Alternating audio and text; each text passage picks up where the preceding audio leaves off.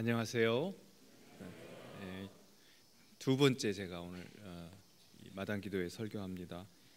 주일은 처음인 것 같고 고난주간 새벽 기도에 한번 제가 설교했었습니다. 오늘도 이렇게 본당 내려오면서 20년도 넘은 것 같네요. 90년부터 제가 96년 정도까지 사랑의 교회 저도 교인으로서 대학부, 청년부 또 여기 호산나 성가대 자리에 서서 찬양했던 그런 기억이 이렇게 스쳐갔습니다. 그때 참 재밌었고 또 신났고 그렇게 신앙생활했던 기억이고 저희한테는 제2의 어머니 교회 같은 교회입니다. 잠깐 기도하고 말씀 전하겠습니다. 나의 입술의 모든 말과 나의 마음의 묵상이 생각이 오직 주께 연락되기를 원합니다. 나의 반석, 나의 구원자 되신 주님, 이 시간에도 주님 말씀을 청종하고자 이 자리에 모인 저희들의 심령 붙잡아 주시옵소서. 주님께 집중할 수 있게 하여 주시고 또 이 말씀을 통해서 우리의 심령이 하나님께 아뢰고 하나님을 향하여 우리의 말씀을 드리는 시간이 될 뿐 아니라 하나님께서 우리의 심령에 말씀하심으로 서로 소통하고 교통하는 이 한 시간 되기를 간절히 원합니다. 예수님의 이름으로 기도합니다. 아멘. 우리가 오늘 읽은 본문 말씀은 긴 단락 중에 한 부분입니다. 이 말씀은 4장 1절에서 시작하고요 34절에서 끝납니다. 그래서 이 말씀을 통으로 전체를 볼 필요가 있습니다. 4장 1절에서 우리가 읽은 21절 이전까지 20절까지의 말씀은 우리가 너무 많이 설교를 들었고 읽었고 또 공부했던 말씀이라서 우리가 읽진 않았지만 그 내용을 여러분이 다 대부분은 익숙하게 알고 계시리라고 믿습니다. 그런데 만약 제가 여러분에게 오늘 읽은 이 본문, 특히 읽지 않았지만 전체의 단락에 해당하는 4장 1절부터 34절까지의 본문에서 들음, 듣다 혹은 들어라 이런 말씀이 모두 몇 번 나오는지 한번 세어보자고 말씀을 드린다면 여러분 몇 번쯤 나올 것 같습니까? 듣다, 들음, 들어라. 본격적으로 예수님이 비유 말씀을 시작하신 4장 3절에 들으라 이렇게 시작합니다. 그래서 시작부터 들으라는 말씀이 나오고요 9절에는 들을 귀 있는 자 들어라 이렇게 해서 두 번 나옵니다. 12절 말씀해 보니까 듣기는 들어도 깨닫지 못한다. 역시 듣는다는 동사가 두 번 나와 있습니다. 그 다음부터는 이제 비유 해설 부분이 나오는데 15절 말씀해 보니까 첫 번째 밭, 첫 번째 땅이죠. 씨앗이 떨어진 첫 번째 땅에 말씀을 들었을 때라는 말씀으로 시작을 합니다. 16절에도 곧 말씀을 들을 때, 18절에도 말씀을 듣기는 하되 20절에는 말씀을 듣고, 그러니까 네 종류의 땅에 관한 설명을 하실 때 예수님께서 매번 말씀을 듣는다, 이 들음의 사건이 있었음을 분명히 언급을 하십니다. 그러니까 우리는 예수님의 해설의 관점에서는 말씀이 선포되는 사건보다 그 선포된 말씀을 들었다는 일이 더 중요하다는 것을 캐치할 수가 있을 것 같습니다. 그리고 우리가 오늘 읽은 본문에 들을 귀 있는 자는 들으라 앞에서 나왔던 이 말씀을 다시 반복하면서 두 번 더 듣는다는 말씀을 하시고요 24절에는 무엇을 듣는가 스스로 삼가라고 하십니다. 여기까지 듣는다는 말씀이, 이 동사가 12번 나왔습니다. 하지만 아직 끝이 아닙니다. 보통 여기까지가 씨 뿌리는 자의 비유가 끝난 걸로 생각을 하는데 사실은 아닙니다. 계속 이어집니다. 씨 뿌리는 비유와 같은 주제의 비유가 있는데 그것은 씨가 뿌려져서 자라나는 이 현상을 두고 예수님이 비유 말씀으로 두 개를 더 하셨어요. 하나는 스스로 자라는 씨의 비유라 불리는 것이고 다른 하나는 겨자씨 비유라고 불리는 말씀입니다. 26에서 29절 그리고 바로 이어서 30에서 32절이 그 내용입니다.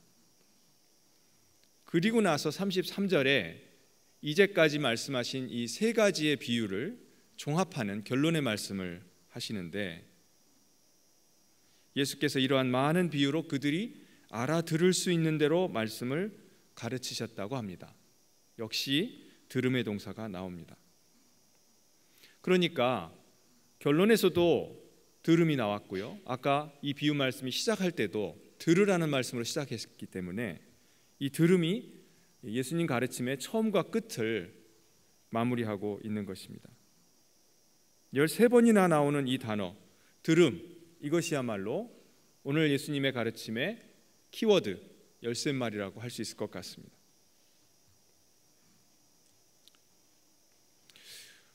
우리는 마가복음 말씀을 읽고 있기 때문에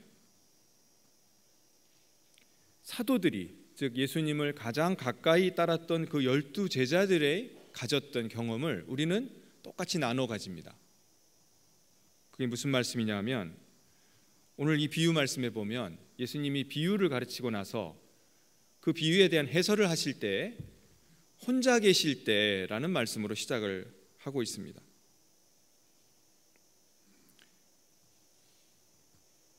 즉 군중과 함께 계시지 않고 무리와 함께 계시지 않고 어떤 공적인 활동이 아니라 물러나 쉬시는 동안에 제자들에게만 예수님이 말씀하셨던 그 가르침을 우리도 듣고 있는 것입니다.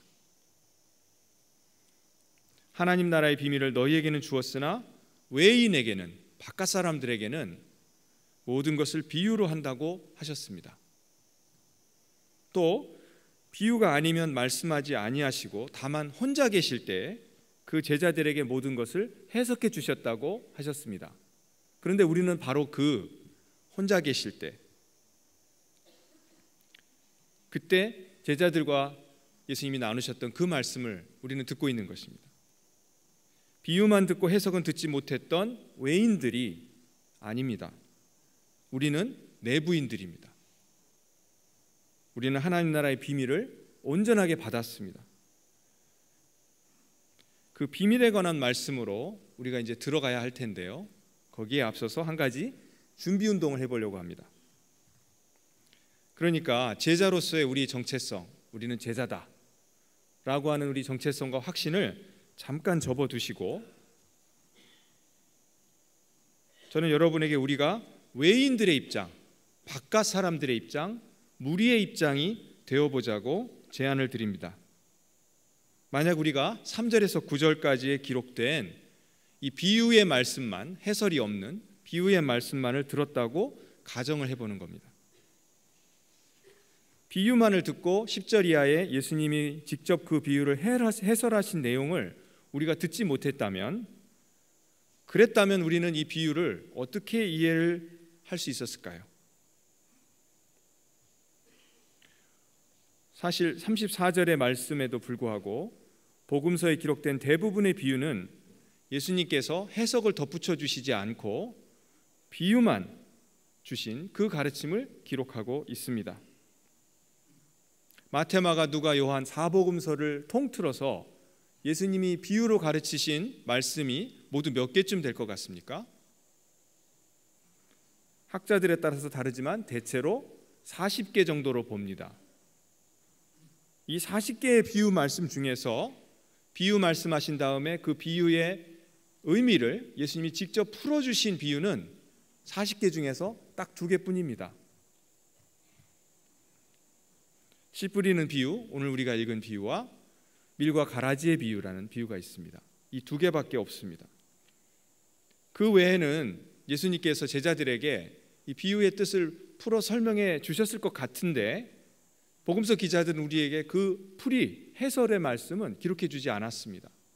그러니까 제가 여러분에게 우리가 내부인의 입장보다는 외부인의 입장에서, 이 무리의 입장에서 비유만을 듣고 그 비유의 뜻을 생각해 보자고 말씀드린 것은 사실은 무리한 요구는 아니에요. 왜냐하면 대부분의 비유가 우리에게 그렇게 주어져 있기 때문에. 참 감사하게도 복음서 기자가 우리에게 예수님의 직해죠, 직접 해설해 주신 말씀을 우리에게 붙여서 기록을 해 주었는데, 소수의 제자들을 빼고 나머지 대부분의 무리는 이 해설을 듣지 못했습니다.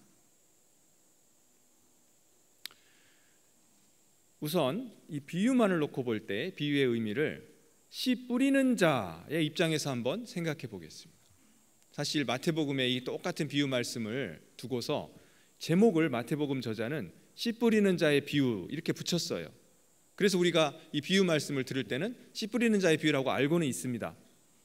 근데 이제 예수님의 해설까지 덧붙여서 여러분이 가만히 생각해 보시면 이 비유는 씨 뿌리는 자의 비유가 아닙니다. 이 비유의 주된 내용은 씨 뿌리는 자에 관한 것이 아닙니다. 씨 뿌리는 자가 누군지도 모릅니다. 예수님 말씀도 안 하셨어요.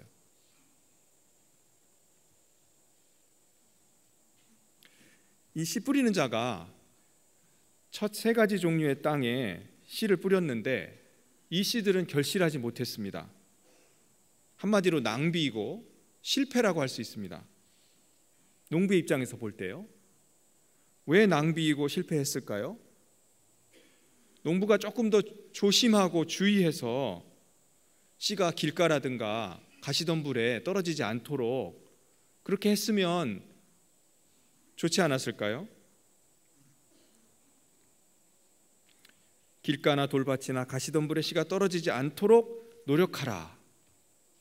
농부된 자로서 책임을 가지고 자기가 맡은 이 씨 뿌리는 직무를 감당함에 있어서 노력하고 조심하고 주의해라. 이런 교훈의 말씀으로 들을 수가 있을 것 같습니다.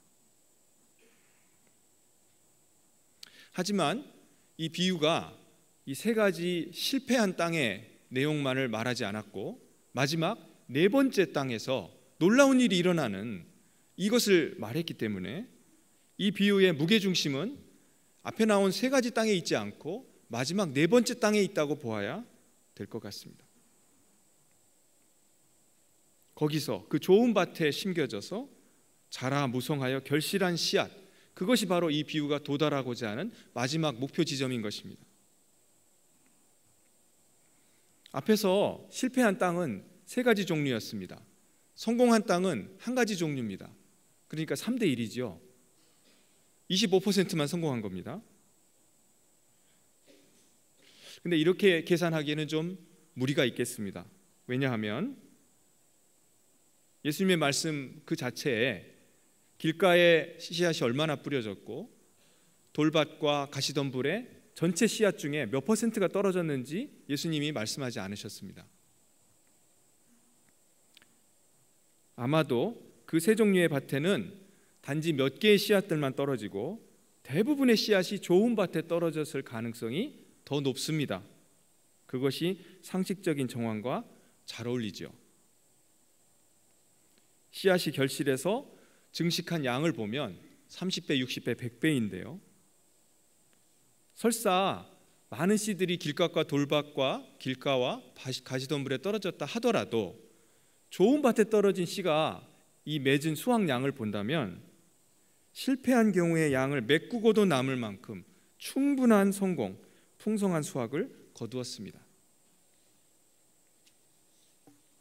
복음서에 나오는 예수님의 비유를 여러분이 가만히 살펴보시면 그 중에 많은 비유들이 하나님의 나라를 말씀하고 있습니다. 예수님의 비유 속 하나님의 나라는 거의 항상 그 나라의 현재적 임재와 종말적 완성 두 가지를 같이 말씀하십니다. 이 비유도 그런 관점에서 이해해 볼 수 있습니다. 실패하고 좌절하는 세 가지 땅에 파종된 씨는 이미 시작했지만 아직 완성되지 않은 하나님 나라의 모습을 상징할 수 있습니다. 좌충우돌, 암중모색, 하면서 실수와 실패를 반복하는 제자들의 사역, 그들의 삶과도 조응이 됩니다. 사탄에게 휘둘리고 환난과 박해 아래 신음하고 세상살이의 압박과 염려에 시달리는가 하면 재물과 이익에 눈멀어서 스스로를 속이는 제자들의 모습. 만약 여기서 끝난다면 그런 농사는 망한 농사이겠죠. 죽은 인생이겠죠. 하지만 예수의 제자에게는 그것이 다가 아닙니다. 그것이 끝이 아닙니다. 좋은 밭에도 씨가 떨어집니다.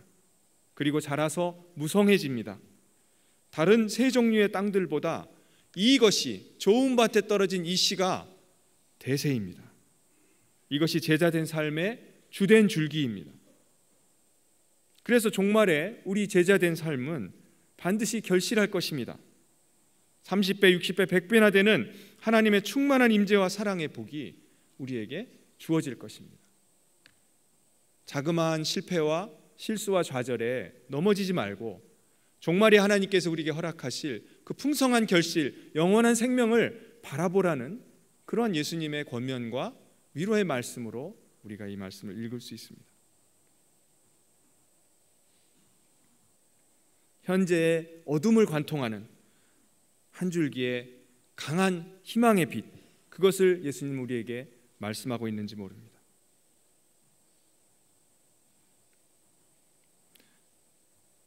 해설이 없이 비유만 들었던 무리들이 지금까지 제가 말씀드린 이러한 교훈의 말씀으로 이 비유를 이해했는지도 모릅니다. 예수님의 해석을 듣지 못했기 때문에, 아니 듣지 못했지만 그럼에도 불구하고 여전히 이 비유는 하나님과 우리의 삶과 신앙에 대한 가르침을 담고 있습니다. 그건 나름으로 의미가 있고 배우는 바가 있습니다. 은혜가 있습니다. 해설이 없이도요. 그러나 예수님의 해설은 이 비유를 말씀하신 예수님의 1차적이고 직접적인 의도를 밝혀줍니다. 그런 점에서 이 해설의 말씀은 너무너무 귀한 말씀이고 없어서는 안 될 말씀입니다. 그 예수님의 해설의 말씀의 요점이 무엇입니까? 해석 부분은 이렇게 시작합니다. 뿌리는 자는 말씀을 뿌리는 것이라. 14절입니다. 뿌리는 자가 누군지 밝혀지지 않았습니다. 궁극적으로는 하나님이시라고 할 수 있습니다. 예수님 당시의 상황으로 보자면 예수님께서 하나님의 계시와 가르침의 활동을 하고 계셨는데 바로 그 예수님 자신이 이 씨 뿌리는 자라고 할 수 있습니다. 또한 제자들은 예수님의 그러한 씨 뿌리는 사역을 본받아서 그분을 모범으로 삼아서 그 사역을 계속 이어서 수행했습니다. 그렇기 때문에 씨 뿌리는 말씀의 사역은 또한 제자들의 일이기도 합니다. 하지만 이 본문에서만큼은 예수님께서 제자들에게 너희들이 씨 뿌리는 자라고 말씀하시기보다는 너희들은 예수님이 뿌리신 말씀을 받는 땅이라고 말씀하시는 것 같습니다. 씨가 뿌려지는 것은 예수님의 말씀을 듣는다는 것을 의미합니다. 말씀을 들었을 때 말씀의 들음을 굳이 지금 우리가 하는 것처럼 설교자가 말로 이 말씀을 전하고 여러분은 그것을 음성으로 듣는 일, 혹은 성경 공부나 전도의 말씀을 통해서 구두로 전해진 말씀을 귀로 듣는 일, 이런 것에만 한정되지는 않는 것 같습니다. 예수님은 한 번도 말씀을 글로 써서 가르치지 않으셨는데요. 아닌가요? 한 번쯤은 그렇게 하셨던 것 같습니다. 요한복음 8장에 여러분 가늠하던 현장에서 붙잡힌 여인의 이야기를 알고 계시죠? 돌을 손에 들고 성난 군중들 사이에서 그 흥분의 와중에서 예수님께서 어떻게 하셨습니까? 말없이 땅에다가 쓰셨습니다. 무슨 내용이었는지 그 쓰신 말씀이요, 또 쓴 것이 글이었는지 아니면 그림이었는지도 분명하지가 않습니다. 아무튼 뭔가를 쓰셨어요. 근데 그때 한 번 빼고는 예수님께서 글로 무언가를 써서 제자들에게 가르치셨다든가 무리들에게 혹은 바리새인들에게 전달하셨다는 기록은 없습니다. 늘 말로 소통하셨습니다. 항상 예수님 자신의 목소리로 그분의 시선을 주면서 또 듣는 이들의 시선을 받으면서 그렇게 소통하셨습니다. 그러니까 우리가 예수님을 만난다고 하면, 성경에서 기록된 예수님을 만났던 많은 사람들은요, 예수님을 만난다고 하면 곧 그분의 말씀을 들음, 이것을 빼놓고는 예수님을 만날 수가 없습니다.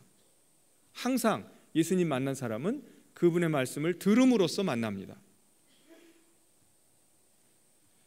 말 속에 들어있는 어떤 정보, 지식, 데이터, 그것이 아니라 예수님이라고 하는 인격, 은혜와 진리가 충만하신 그 독생자의 영광, 그것을 보고 느끼고 들을 뿐만이 아니라 맛보고 경험하는 총체적인 경험, 그것이 바로 들음입니다. 그러니까 들음이라는 말에 여러분이 현혹되지 마시고 이것은 예수님과의 총체적인 만남이다, 이렇게 이해하시면 될 것 같습니다. 그렇게 보면 오늘날 우리의 신앙의 정황에서 말씀 들음, 언제 어디서 일어나고 있습니까? 공예배 중에 선포되는 말씀, 설교만으로 볼 수는 없습니다. 각종 신앙교육의 과정이나 또 모임, 소그룹 모임, 각 개인이 읽고 묵상하는 성경 말씀, 이것을 통해서 계속 말씀이 씨앗이 뿌려지고 있습니다. 뿐만이 아닙니다. 찬양을 드릴 때, 또 시를 통해서, 그림을 통해서, 기독교적인 각종 예술 작품을 통해서도 말씀은 들려집니다. 기도와 성도 간 교제를 통해서도 하나님은 말씀하십니다. 말씀 들음은 우리의 신앙 정체에서 하나님과의 소통, 하나님의 임재의 경험을 말한다고 이해할 수 있습니다. 말씀 들음은 두 가지 특징을 가집니다. 은혜성과 보편성입니다. 예수님의 말씀은, 예수님과의 만남은 하나님의 은혜입니다. 우리가 하나님을 찾아서 하늘로 올라간 것이 아니라 하나님이 우리를 만나주시려고 하늘에서 내려오셨습니다. 땅이 씨를 찾아가는 것이 아니라 땅은 가만히 있는데 씨가 땅에 뿌려지는 것입니다. 예수님과의 조우, 그리고 복음이 퍼져나가는 일, 이 일은 차별이 없습니다. 하나님이 그 해를 악인과 선인에게 비추시며 비를 의로운 자와 불의한 자에게 내려주신다는 예수님의 말씀, 햇빛과 비처럼 그렇게 하나님의 은총은 모든 사람에게 편만하게 내립니다. 하나님을 알만한 것이 만물에 분명히 보인다고 바울 사도는 단언했습니다. 교회 밖에 있는 사람들도 어렴풋하게나마 하나님의 존재와 능력을 경험하고 있습니다. 그런 의미에서 씨는 모든 사람에게 뿌려집니다. 누구에게나 언제나 말씀이 들려집니다. 하지만 들은 말씀에 대한 반응과 응답은 똑같지 않습니다. 말씀이 우리를 변화시키는 그 능력, 일깨우시는 그 말씀의 작용, 운동력, 이것을 작용하지 못하게 하는 다양한 문제들이 있기 때문입니다. 길가와 돌밭과 가시덤불이 바로 그것입니다. 우리가 그 세 가지 중 하나에 해당하는지, 혹은 둘에 해당하는지, 혹은 세 가지 모두가 다 우리에게 해당하는지 한번 물어보아야 됩니다. 말씀을 듣지만 사탄이 가로막아서 어떠한 깨달음에도 이르지 못하는 경우가 있습니다. 완전한 차단과 거부를 말합니다. 복음을 접하고도 아무런 반응을 보이지 않는 사람들이 있습니다. 그래서 그들은 아직 신앙 공동체에 들지 못한 교회 밖에 있는 불신자들을 지칭할 것입니다. 혹 여기 앉아있는 우리 중에도 이런 일이 일어날 수 있을까요? 들은 말씀을 사탄이 온전히 고스란히 다 뺏어가 버리는 이런 일들이 우리 가운데도 일어날 수 있을까요? 본문에서 길가라고 번역된 말은 다른 번역들을 보시면 길 위라고도 하고 길바닥이라고도 하고 그렇게 표현이 되어 있습니다. 하지만 그리스 원문에 길이라는 명사 앞에 붙은 전치사가 있는데 그거는 위가 아니라 옆입니다. 그러니까 길 자체가 아니라 길 옆에 있는, 길과 붙어 있는 밭이랑, 하지만 길은 아니고 그 밭의 끝자락에 있는 그 지점을 예수님이 말씀하신 것 같습니다. 그러니까 분명히 농부는 씨를 길에 뿌린 것이 아니라 밭에 뿌렸어요. 그 밭은 길과 면하고 있는 것이죠. 길과 밭의 경계선, 교회와 세상의 경계선, 신앙과 불신앙의 경계선에서 주저하고 망설이는 상태, 그것을 예수님은 말씀하십니다. 사탄이 수시로 개입해가지고 세속적이고 죄에 관해서 너그럽고 인생 가치관의 방향이 아직 하나님 나라를 향해서 완전히 전환되지 않은 상태, 그것이 바로 길과 면한 밭에 뿌려진 씨앗입니다. 그분들에게는 조금 더 밭의 안쪽으로 들어오시기를 권면합니다. 사탄의 영향권으로부터 멀어지시기를 권면합니다. 하나님 아닌 거짓된 위로들, 그것이 술이든 뭐 어떤 다른 것이든 내가 힘들 때 의지하고 내가 그 속에서 평안을 느끼는 것들, 그것이 바로 자기 자신에게 하나님이고 그것이 우상인 것입니다. 그런 거짓된 신들에게서 돌이켜서 참 하나님에게로 완전히 방향 전환을 하셔야 합니다. 신앙 고백 한마디 한마디가 거기에 내 온 삶을 담아서 진정으로 하나님께 드려야 합니다. 인생을 하나님께 걸어야 합니다.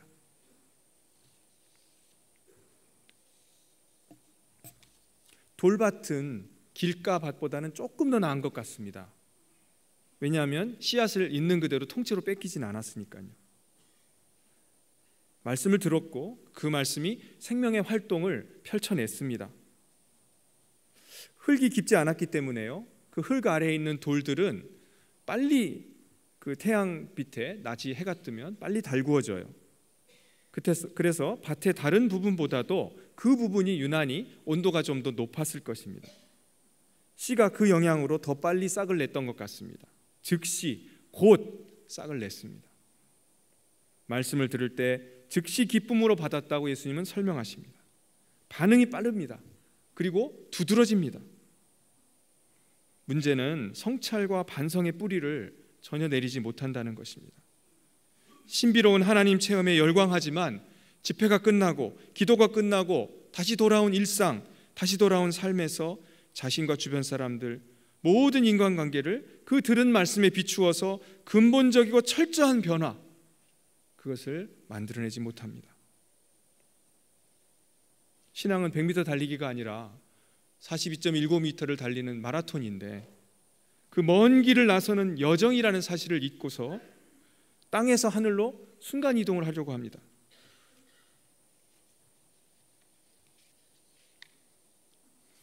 주님이 언급하신 환난이나 박해는 마가복음서를 받아 읽었던 원독자들이 처한 현실이었습니다. 60년대 로마에서는 황제 네로가 조직적인 박해로 기독교인들을 압박하고 있었습니다. 사도 바울과 베드로가 그 박해의 와중에 희생되었습니다. 마가복음 전체에는 이런 박해 상황을 암시하는 내용들이 많습니다. 예수님이 하나님의 아들이시면서도 고난받고 죽임당하셨다, 이것을 적나라하게 그려내는 복음서가 바로 마가복음서입니다. 그래서 마가 공동체는 예수님의 이야기를 곧 자신들의 이야기로 들으면서 고난받는 것이 예수님의 제자에게 비정상이 아니라, 이상한 것이 아니라 오히려 정상이다, 예상된 수순이다, 이렇게 이해할 수 있었을 것입니다. 그 이후에 교회 역사에서 수없이 일어났던 환난과 박해가 바로 지금 이곳에 앉아있는 오늘 우리의 현실이다, 이렇게 말하기에는 좀 무리가 있죠. 기독교는 지금 한국 사회에서 상당한 권력과 영향력을 지닌 종교가 되었습니다. 기독교인이라는 이유로 무시당하거나 불이익을 당하는 경우가 얼마나 있겠습니까? 오히려 예수의 이름을 내세워 이득을 얻고 인정받는 일들도 많습니다. 혹 교회가 어떤 피해나 불이익을 받더라도 그것을 당하고만 있는 교회는 없습니다. 공공기관, 언론, 사법부 요직에는 교회 편을 들어줄 기독교인들이 많습니다. 공평과 정의, 법치가 어느 정도 작동하고 있습니다. 이런 상황에서 우리가 초대교인들이 당했던 그 무시무시한 환난과 박해를 말하기는 쉽지가 않습니다.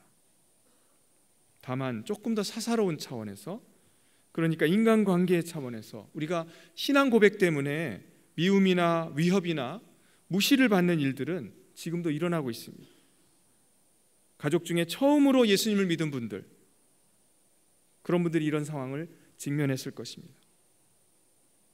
배우자가 예수를 안 믿을 뿐만 아니라 유난히 기독교 신앙에 반감을 가진 분들도 있습니다. 위계 질서가 엄격한 조직에서 기독교 신앙을 혐오하는 상사를 둔 분들을 한번 생각해 보십시오. 좀 더 넓게 적용해 본다면 제자의 길을 가기 위해서 때로는 포기해야 하고 버려야 하고 떠나야 하는 것들 앞에서 우리가 느끼는 갈등, 괴로움, 그것을 예수님이 말씀하신 것이라고도 할 수 있습니다.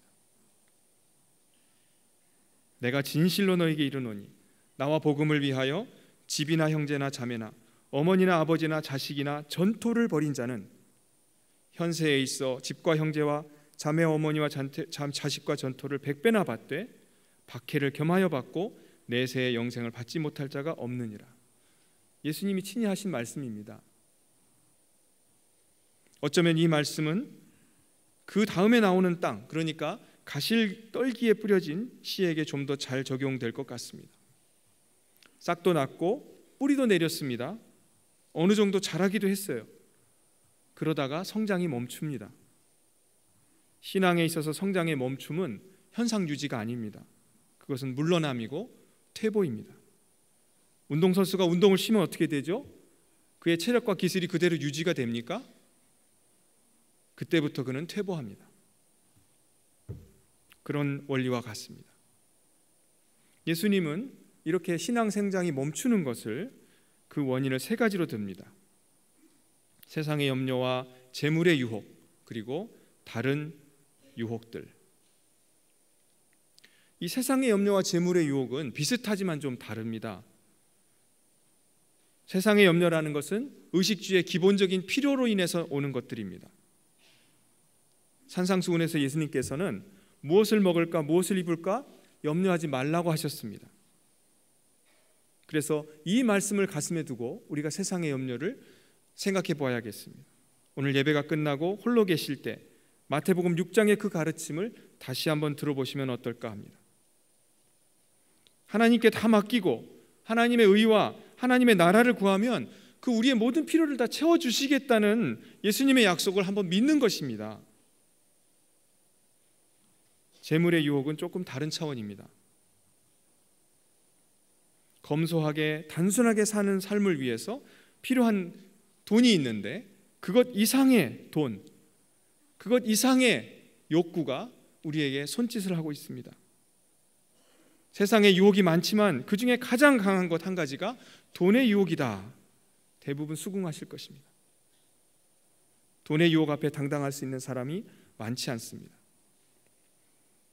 주변의 모든 사람들이 그 돈의 유혹에는 다 넘어가는 것 같습니다. 그래서 돈의 유혹은 유혹으로 치지도 않고 당연한 것, 본능적인 것, 상식적인 것으로 받아들이기도 합니다. 돈의 유혹 앞에 넘어지는 우리 자신들 앞에, 우리 자신들의 모습을 보면서 우리는 너무 너그럽습니다. 만몬과 하나님 두 주인을 섬기는 것이 불가능하다고 예수님 분명히 말씀하셨는데 우리는 그 말씀을 거의 의도적으로 기억 저편 망각의 창고 속에 던져버립니다. 마치 그런 말씀이 하신 적이 없던 것처럼. 어쩌면 돈의 유혹에 빠지는 이유는 그 돈을 가지고 채우고 싶은 다른 욕구가 있기 때문인지도 모르겠습니다. 분명한 것은 필요와 욕심을 구분하는 것입니다. 그 구분이 쉽지는 않지요. 그럴 때 교회 역사를 통해서 욕심의 껍데기를 벗고자 고군분투했던 많은 신앙 선배들의 이야기들, 그들의 자전적 고백들을 읽어보시기를 권합니다. 초기 교부들에서부터 현대 영성가들에 이르기까지 이 문제, 뭐가 나에게 필요이고 무엇가 나의 필요를 벗어난 욕심인가? 이 문제를 붙잡고 씨름하고 그들 나름의 답을 주었습니다. 좋은 땅은 말씀을 듣고 받는 마음이다. 이렇게 예수님 설명하셨습니다. 같은 비유의 말씀을 기록한 마태복음 13장에는 말씀을 들을 뿐만 아니라 이해해야 한다, 깨달아야 한다고 설명했습니다. 누가복음 8장에는 이렇게 나옵니다. 좋은 땅에 있다는 것은 착하고 좋은 마음으로 말씀을 듣고 지키어 인내로 결실하는 자니라. 들음과 지킴 그리고 인내의 삼위일체가 필요합니다. 이 좋은 땅의 정체가 무엇일까? 다른 말로 하면 들음의 정체, 진정한 들음이 무엇일까에 대해서 오늘 우리가 읽은 말씀이 좀 더 자세히 풀어줍니다. 사람이 등불을 가져오는 것은 말 아래나 평상 아래의 두려움이 아니라 등경 위의 두려움입니다. 그렇게 해서 숨김이 없이 드러나고 나타내려고 하는 것입니다. 그런데 또한 드러내고 나타냄을 통해서 숨기려 하는 목적도 있습니다. 우리가 22절 말씀을 보면 다소 이해하기 어렵습니다. 이것이 나타낸다는 뜻인지 숨긴다는 뜻인지. 바로 거기에는 그런 역설이 담겨 있습니다. 예수님의 말씀, 특히 비유의 말씀은 한편으로는 하나님 나라의 비밀을, 하나님 나라의 그 신비를 드러내지만 다른 한편으로는 감춥니다. 왜 그렇습니까? 왜 그냥 다 드러내지 않습니까? 23절에 들을 귀 있는 자는 들으라는 말씀 속에 그 대답이 일부 들어 있습니다. 들려진다고 다 듣는 것이 아닙니다. 같은 씨가 뿌려져도 그 결과는 다 다릅니다. 같은 말씀을 들었더라도 그 말씀이 역사하고 싹이 나고 뿌리를 내리고 자라 결실하는 그 방식과 정도는 다 다릅니다. 하나님의 말씀의 작동 원리가 그런 것입니다. 우리의 관점에서 보기에 그것은 우리 마음먹기에 달린 일입니다. 어떤 자세와 어떤 마음가짐으로 어떤 의지를 가지느냐에 따라 들려진 말씀이 버려지기도 하고 그 말씀이 자라서 결실하기도 한다. 그러니까 모든 것은 우리 마음의 문제인 것 같다.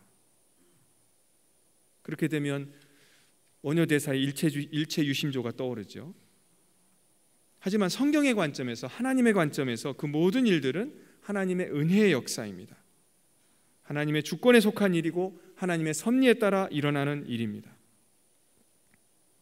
24절과 25절에서 예수님께서는 하나님의 주권 그리고 인간의 응답, 이 둘 중에서 후자에 초점을 맞추어서 설명해 주십니다. 무엇을 듣는가 삼가라. 너희의 헤아림으로 너희가 헤아림을 받을 것이다. 여기서 헤아린다는 것은 듣는 말씀에 대한 우리의 반응과 응답을 말씀합니다.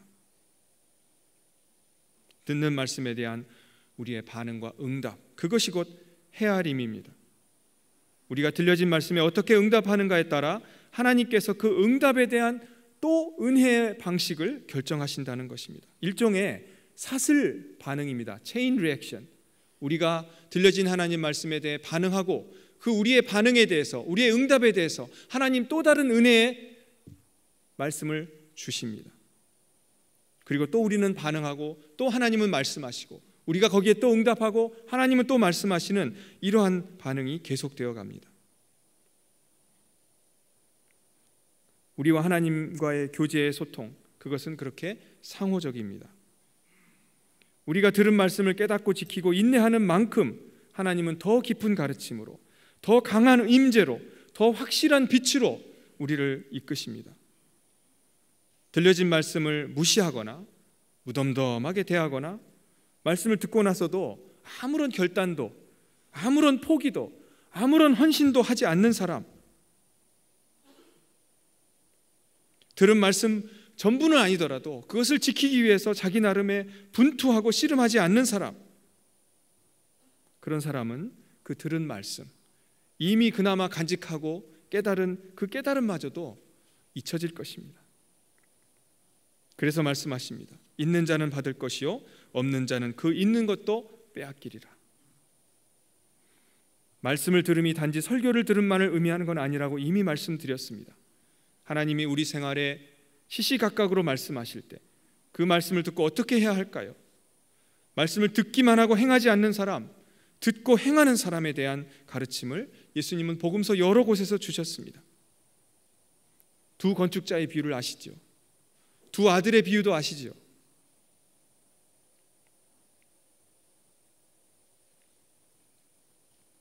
선생님 말씀을 잘 듣는 모범생, 청력이 뛰어난 예민한 사람을 학생을 두고 그렇게 말하는 것이 아닙니다. 그 말씀의 내용을 받아 수긍하고 인정하고 이해할 뿐만 아니라 그 말씀이 가리키는 대로 자기의 삶의 방향을 바꿔서 걸어가는 사람, 그것이 바로 온전한 들음입니다. 저와 여러분이 들려진 말씀에 우리의 삶을 다해서 듣고 응답하는 그러한 주님의 제자들이 되기를 간절히 축원합니다. 기도하겠습니다.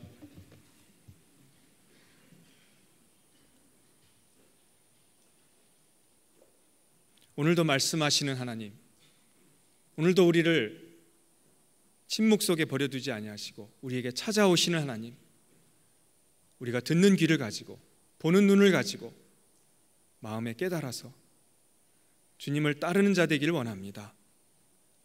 우리의 손을 붙잡아 주시고 우리의 연약한 무릎을 일으켜 세워 주시옵소서.